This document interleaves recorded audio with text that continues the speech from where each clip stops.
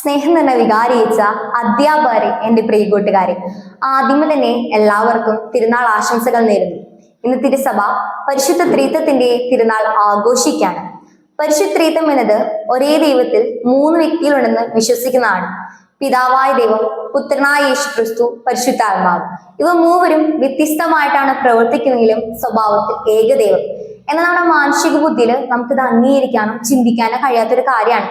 അപ്പൊ നമ്മളെ പോലെ സംശയം തോന്നിയിട്ട് ഒരു കുട്ടി തന്റെ വികാരിച്ചനോട് ചോദിക്കാണ്, അച്ഛൻ എനിക്കൊരു സംശയമുണ്ട്, ഈ പിതാവ്, പുത്രൻ, പരിശുദ്ധാത്മാവ് എന്ന് പറയുന്നത് മൂന്ന് പേരാണ്, പിന്നെ എങ്ങനെയാണ് അത് ഏകദൈവമാകുന്നത്? മാത്രമല്ല, നമ്മുടെ പൈതഗോറസ് എന്ന ഗണിത ശാസ്ത്രജ്ഞൻ നമ്മളെ പഠിപ്പിച്ചേക്കുന്നത് 1+1+1 എന്ന് പറയുന്നത് 3 എന്നാണ്.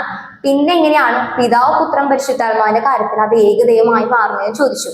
അപ്പൊ അതിന് മറുപടി ആയിട്ട് വികാരിച്ചൻ പറയാണ്, ഈ പൈതഗോറസ് എന്ന ഗണിത ശാസ്ത്രജ്ഞനാണ് ആദ്യമായിട്ട് ലോകത്തോട് വിളിച്ചു പറഞ്ഞത് ദൈവമാണ് ഏറ്റവും വലിയ ഗണിത ശാസ്ത്രജ്ഞൻ.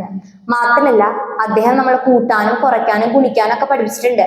അതിന്റെ അച്ഛൻ പറയാണ്, 1x1x1 എന്ന് പറയുന്നത് അതിന് ഉത്തരം കിട്ടുന്നത് 1 തന്നെയാണ്. ഇതുപോലെയാണ് പിതാവ്, പുത്രൻ, പരിശുദ്ധാത്മാവ് ഗുണിച്ചു കഴിഞ്ഞാൽ നമുക്ക് കിട്ടുന്നത് ഏകദൈവം തന്നെയാണ്. ഇത് പക്ഷെ പ്രവർത്തിക്കുന്ന ഒരു വ്യത്യസ്ത രീതിയിലാണ്.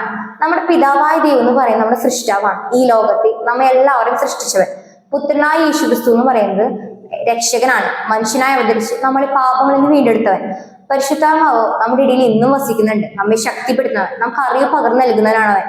അതിന് തെളിവായി കാണുന്ന ഒരു ഉദാഹരണമാണ് നമ്മുടെ വെള്ളം. വെള്ളം നമുക്ക് 3 അവസ്ഥയിലാണ് കാണാൻ പറ്റുന്നത്: സോളിഡ്, ലിക്വിഡ്, ഗ്യാസ്. ഈ സോളിഡ് അവസ്ഥ എന്ന് പറയുന്നതാണ് അത് ഐസായിട്ടിരിക്കുന്ന അവസ്ഥ.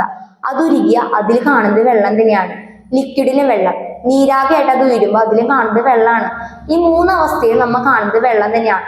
ഇതുപോലെയാണ് നമ്മുടെ പിതാവ്, പുത്രൻ, പരിശുദ്ധാത്മാവ് എന്ന് പറയുന്നത്. എല്ലാവരും ഒന്നിച്ചു കൂടുമ്പോൾ അത് 3 ഭാഗങ്ങളാണ് ഏകദൈവത്തിന്റെ.